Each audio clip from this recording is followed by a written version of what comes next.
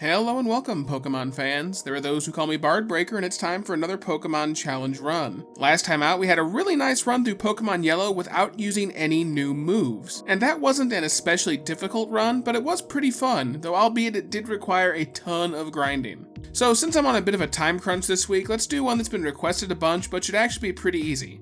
Today's the day we ask and answer the question, can I beat Pokemon Platinum with only a single ZANGOOSE? Also, side note everyone, I just want to take a brief moment to thank all of you guys who are subscribed. We just passed 2,000 subs last week, and I want to sincerely thank each and every one of you all. I feel like the channel has really picked up steam these last couple of weeks. Maybe ZANGOOSE is finally doing his job. Thank you all so much. I'm glad you're all along for the ride. Thank you so much. In any case, ZANGOOSE is the cat ferret Pokemon that was introduced back in Gen 3. We have a base stat total of 458, so that's pretty decent, and it puts us in a tie with Seviper for the ongoing rivalry, but it's also just 2 points below other Pokemon such as Dodrio, Solrock, and Lunatone. Our attack stat is pretty nice, our speed is nothing to shake a stick at, and we have a decently average everything else. Where ZANGOOSE really shines though is with its moveset. Let's take a look. By level up, we'll start with Scratch, Leer, and Quick Attack, so not the best, but the fact they'll all give us the same type attack bonus is pretty nice. Learning Swords Dance early to boost our physical attack is phenomenal, as you'll notice all of our damage dealing moves by level up are physical in this gen.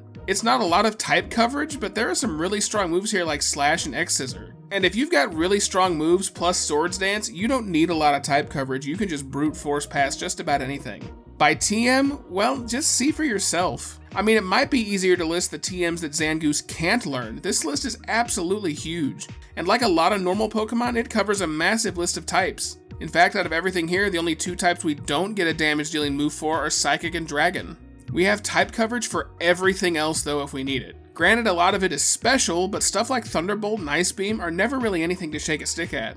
So at this point in the opening, guys, I'd like to always remind you that I write the script as I go, so at this point, I haven't started playing the run yet. Everyone take your guesses down below. Please the almighty ZANGOOSE, god of the YouTube algorithm, and let me know if you think I can do this or not. I mean, honestly, come on. I think this one is a given. I mean, just look at our moves and our stats, but let's have some fun with it. You all asked for ZANGOOSE, so we're gonna do it. Still though, we gotta go over the rules. In battle, I can only use ZANGOOSE. I'll need other Pokemon for HMs, but I won't be allowed to use those Pokemon in battle. As always, I won't use any items in battle. Held items and items outside of battle are allowed if I so choose though. And lastly, no cheats, glitches, or exploits, aside from replacing our starter with ZANGOOSE. Let's do it. So to start the run off, we go visit local twerp, an obligatory friend your mom won't let you not hang out with, Tim. And just as we're about to frolic in the grass, an old dude smelling vaguely like Wilford Brimley appears and graciously lets us take a magic ball from his suitcase. By this point, I've used the Universal Pokemon Randomizer to replace Turtwig with ZANGOOSE so we can do the entire run with it.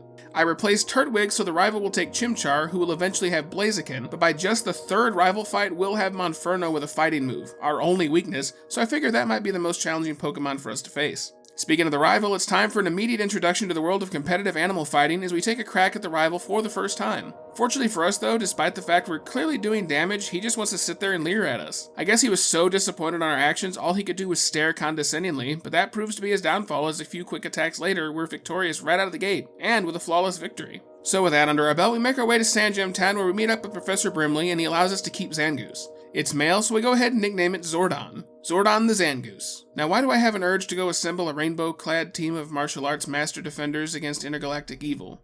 Who's to say? Anyway, after we have a goodbye chat with our mom, the likes of which not seen since Anakin left Shmi on Tatooine, we set off on our life of adventure. I immediately stop and catch a Bidoof for Cut later, nicknaming it Snipticus the 49th. Long way she cut. Following that, I immediately catch a Shinx for Strength later, nicknaming it Bicepticus the 49th. Long may he lift. And we quickly find ourselves into Jubilife City. After taking some time to collect some coupons, we're given a free Pip-Boy and it's time to proceed east where our rival Tim is waiting for us. And though his bird doesn't pose any problem at all for us to deal with, his Chimchar is actually taking very little damage from our quick attacks, and it does a fair bit of damage to us, to the point that we actually lose the fight. Wow, alright then, let's try that again. So 2 attempts later, somehow, we have a fortuitous start as we crit the Starly for a one-shot with quick attack, and then we get to the Chimchar with full health. After that, I start bringing down its defense with a couple of Leers, and it's doing the same to us. No time to keep debuffing it though, and now we go on the attack with quick attack and do a bit over half. Instead of sensing its impending doom, it leers us again, allowing us the next quick attack we need to win. Wow, alright. I didn't think we'd have trouble so early, but you know what? That was kind of surprising. Alright, time to move on though. We make our way to Orberg City, but of course the gym leader isn't home. He must be on a Grubhub delivery or something, and we have to go track him down. Once we find him though, I take a crack at him just to see where we stand. Rourke is a rock gym leader, so we aren't exactly at the advantage here. All our moves are normal and thus resisted, and we're in a bit of a pickle. Even with Swords Dance boosting our attack, we're just not having a lot of success. Granted, we're only at his level, but I make a few attempts and I just don't get very far. I'm gonna need to be a little bit higher level and then we'll come back. So 3 or 4 levels later, at level 16, I try Rourke again, and this time it takes a couple of tries, but eventually I get a run that goes well enough. I have to set up all 3 Swords Dances though, and none of his rock throws miss, which really winds up hurting us quite a bit. There's not a lot more strategy other than that here. We've boosted our attack to the max, so we just have to keep using Quick Attack over and over, and just hope we do more damage than his 3 Pokemon. Fortunately for us we do, and after a quick knockout of the Cranidos, we've won our first badge and can press on. Pressing on, we don't have a lot of stuff between here and the Valley Windworks, so once we arrive at the Windworks, we find the first of our Team Evil commanders to deal with. Normally Commander Mars can be a bit of a tricky pickle here with her Purugly, but this time we actually got lucky and landed a critical hit with our Slash for a one-shot to end the fight. Normally that Purugly could mess things up, but you know what? That was a quick first run-in with Team Evil. I will take it. After that, it's time for a walk through Eterna Forest, and this is actually a fun little spot to grind. Cheryl here makes everything a double battle, even the wild encounters, and will heal us fully like a Pokemon Center after every battle. So I spend a bit of time grinding here, and hope that I find a shiny. I don't get it though, but we do get a few levels on Zordon and make our way to the next town, Eterna City, where we make an immediate attempt at Olive Gardenia, the grass gym leader. We go for a Swords Dance just for a bit of extra oomph. Unfortunately, that gets negated a bit by a Reflect from her Turtwig, which does slow us down just a bit, though it's hardly anything to worry about. I make quick work of her Shrubberies almost as quickly as it began, and we've secured our next badge. Next up is Commander Jupiter, who like the previous Team Evil commander is an easy sweep with Slash once again. Honestly, Team Evil themselves usually aren't too much of an issue, really because there's not a lot to deal with. Team Evil really only has Cyrus going for them. Eventually, but we'll get there. Speaking of getting there, we get to Hearthome City where we make a run at the Ghost Gym, and again, I don't have a lot to worry about here. Ghost moves can't actually hit us as a normal type, and we have Pursuit, which is not only super effective, but it's physical, so we can boost it with Swords Dance. Her entire squad goes down almost immediately, and we quickly have another badge for the case. Her damn flashlight maze took more time than this battle did. Ah well, a win's a win. From here, we try to make our way out of town, but we're stopped by our rival Tim along the way. And while the Staravia hits us with Intimidate out of the gate, a couple of Swords Dances clear that up easy enough, and we bring it down with a quick attack without too much trouble. Monferno is next, and now he has something that can hit us with super effective damage, but the Mach Punch doesn't do as much as I thought it would. And we're fine, and we bring it down. From there, Tim doesn't have much that's going to stand in our way, and we slash the rest of his team with ease. I get the feeling this run may turn into Scyther levels of setup. Lots of Swords Dances and slashes. I don't think we learned Focus Energy though to boost our crit chance. Ah well, we're gonna do fine without it. So at this point, in order to progress forward, I really could use something for Defog. And we're gonna need a flyer later anyway, so once we go get one, we catch up a Noctowl, nickname her Flapsity the 49th, long may she fly, and they can proceed to Veilstone City. Once I arrive in Discount Celadon City 2.0, I make an immediate run for the Fighting Gym. Maybe it's Maylene the gym leader is out, and she's got Fighting Pokemon, our one true weakness. That and Cinnamon Sugar Donuts. So we get a Swords Dance going right away. Really from there, we don't have a lot of trouble. We easily one-shot slash down her first 2 Pokemon, including the burly Machoke, and do big damage to Lucario, bringing it down to a Sliver. It did more than half to us though, so it's fortunate we have Quick Attack to outspeed and land the Sliver we need to secure the next badge. That went better than I expected considering fighting is our one weakness, though we are a bit overleveled. I usually don't try to overlevel in these, I just battle the trainers along the way and it kinda happens. Oh well. One of the neat things we can do here in Veilstone City though is check our hidden power type. I don't have it yet, I'm pretty sure you have to buy it here, but this guy in the store tells us what it'll be and whether it's worth doing it or not. In this case, I find out that my hidden power type is Flying. That's not really helpful, but it's always good to know nonetheless. I move down the road to Pastoria City, where before we can venture into the gym, we're challenged by our rival Tim once again. And once again, despite his Staravia's Intimidate, all it takes to get us back on track is one more Swords Dance. Once I boosted up the Slash with a Swords Dance, again it's a one-shot sweep through his team to the finish line. Tim isn't doing much to us. Maybe that'll change in his last fight, he will have close combat at that point, so who knows. In any event, I quickly dispatch Tim, and it's time for another quick dispatch in the 5th gym leader and local waterbed, Crasher Wake. And it's pretty much the exact same strategy I just used for Tim. I counter the Intimidate with a Swords Dance, and then I one-shot his entire team thanks to Slash. Now granted, one was a critical hit on the Buizel, but it's still a massive one-shot sweep, and the badge is ours almost as quickly as it began once again. We are just flying through this. Now at this point, the game sorta turns into filler material simulator. There's something about a bomb, a high-speed foot pursuit out of Pastoria City, a mission of package delivery simulator for Cynthia involving some jewelry, and some unlicensed veterinary medicine on these ducks, and then a trip up to Celestic Town where we meet up with an old biddy, complete the delivery, and then have our first run-in with Cyrus. Team Evil leader, and honestly general pushover at this point in the game. I just one-shot sweep his team with Slash. I didn't even need a Swords Dance for this one. But from there, the game opens up on the other side of the river, so we have to make our way to Canalave City. To get there though, I need to stop and get something for Surf, so I net up a Finneon, nickname it Aquades the 49th, long may he swim, and then proceed on into town. Once we get to town, we have another fight against our rival Tim, doing his best audition for local bridge troll. Unfortunately for him, I just mopped the bridge with him. One Swords Dance is all it takes to one-shot / sweep our way through his entire team. Okay, admittedly, we are like 20 levels over his team. Again, I really don't know how that happened, but I guess we'll avoid the Iron Islands grinding for now. Let's try the gym leader. And honestly, even despite our level advantage up to this point, Byron represents a brick wall.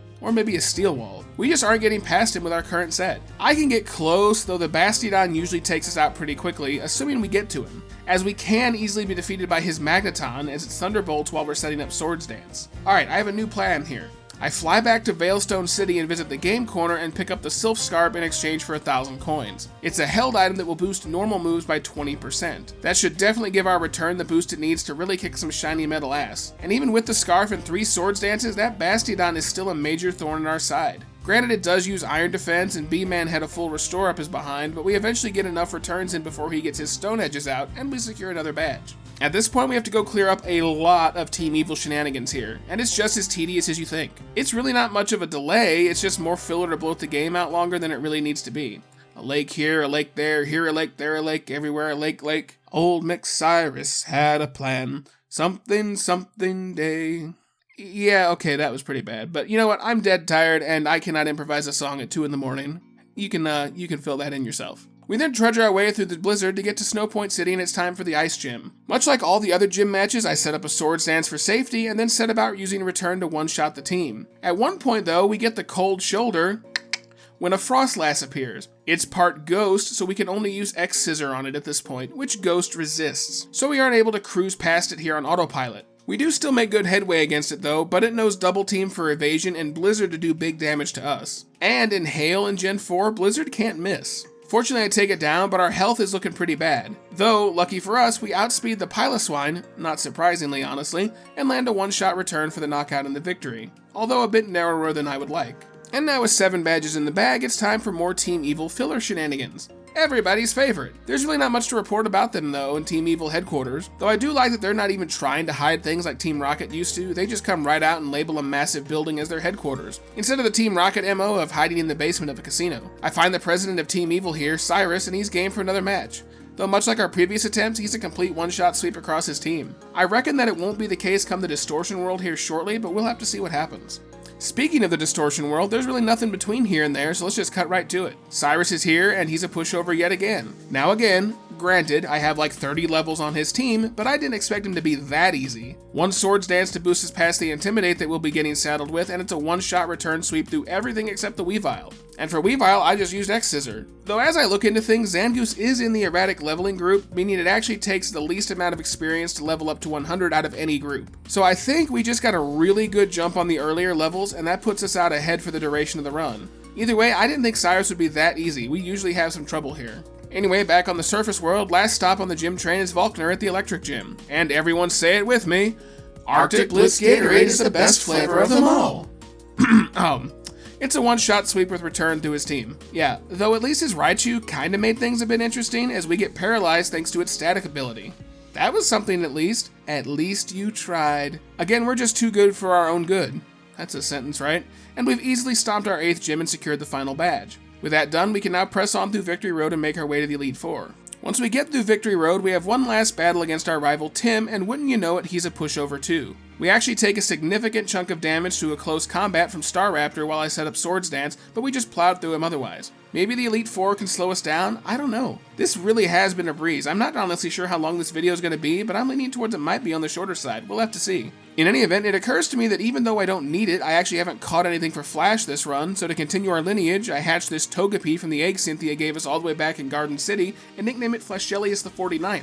Long may he shine. And once I throw it back in the box, we're ready to make a crack at the Elite Four. Bug Trainer Twink Aaron is out first, and I set up a Swords Dance, and I get hit with a U-turn. His Heracross comes out and I accidentally clicked another Swords Dance, which allowed it to hit us for major damage with a close combat. We've got virtually no health left, and after dealing with the Vespiquen, the Scizor comes out with Quick Attack and ends the fight. Alright, let's try that without Fat Fingering Swords Dance a second time. And sure enough, on our second attempt where we don't accidentally Fat Finger the Swords Dance, we're easily able to dispatch his team with a combination of slashes and returns, including a timely critical hit on the Heracross to not even give it a chance for close combat. Nice. Next up is Ground Trainer Bertha, from the Poke Latin of Bertha, meaning one whose boobs are of the earth. We take the opportunity of her opening Whiscash to set up our Swords Dances. We know we're going to be running up against some rock Pokemon in a bit, so we need to boost up for now. Unfortunate that does give her the chance to set up a Sandstorm, which will start chunking our HP. We're not in a ton of danger, but this isn't a surefire victory by any means. Fortunately, even though the Golem and the Rhyperior turn out to be one-shots with our dance-boosted return, and we just defeated Bertha with just 30 HP remaining in a Sandstorm. That was a lot closer than I wanted it, but I did expect a bit of a challenge with those rock types. In any case, now that that's over, we're halfway there. Fire Trainer Flint is up next, and it's the same story with a different element. We're able to one-shot his entire team with return. I didn't even use Swords Dance this time, we just flat beat him with raw one-shot returns. And again, yes, we're 30 levels higher, but that's still kinda crazy when you think about it. I did not intend for the Elite Four to take 5 minutes, but here it is. I guess I'll take it. Psychic Master Lucian is an interesting bedfellow as his Gallade doesn't go down into one shot. It does a bit of damage to us before passing us down the line. Ultimately, we run nearly out of health against the Bronzong and we get defeated. Alright, we could do this though. We're just gonna have to reset. One reset and one Swords Dance later, and this time our X-Scissor is enough to completely one-shot Lucian's team without so much as being touched once by his team. What a difference one little Swords Dance setup move can make. Awesome though. Last up is the Pokemon champion Cynthia, and though her team is known as one of the more diverse and challenging final fights, this time, yeah, I mean, come on guys, we're level 90 Zangoose with Swords Dance. How did you think this would go? I set up a couple for safety against the Spiritomb and then go to work. Though we've taken some big damage from her Dark Pulses, we're able to one-shot the totality of her team. From her Spiritomb with X-Scissor to returning everything else, we sweep through Cynthia as fast as it began, almost as if she wasn't even there. I wish there was more to recap, but there isn't. That was just a very quick fight for Cynthia. And well, there you go guys, I guess you have it. There's a win. With a knockout of her Roserade, we get our Zangoose into the Hall of Fame and the credits roll. We've just beaten Pokemon Platinum with only a Zangoose, and that was remarkably easy. I knew I'd have a lot at my disposal, but I don't think I wound up using anything by TM. Everything I used was just what I learned by level up. This was a super easy challenge, but not all of them need to be hard. This was actually still pretty fun, and admittedly something I would have probably never chosen had you guys not asked me to do it. And be honest guys, walloping your way through a region is something you've all got to enjoy once in a while. You can't challenge yourself every run. But thank you all for watching. As for my next Pokemon challenge, it'll be my 50th in a little over a year. That is so awesome. I am planning a special run for the occasion, and it's gonna take a while to do. So it may not come out next week, but we'll see. It depends on how long it takes once I get into it, and what my work schedule looks like. Remember guys, there is no rest for a store manager in retail, and they're just adding an extra hour to our schedule, so I'm actually losing an hour of time that I would otherwise have to work on these every day. But in any case guys, I hope you enjoyed this one. Be sure to like, comment, subscribe, ring that notification bell, go join the Bard Breaker Discord server, and until next video, go catch 'em all.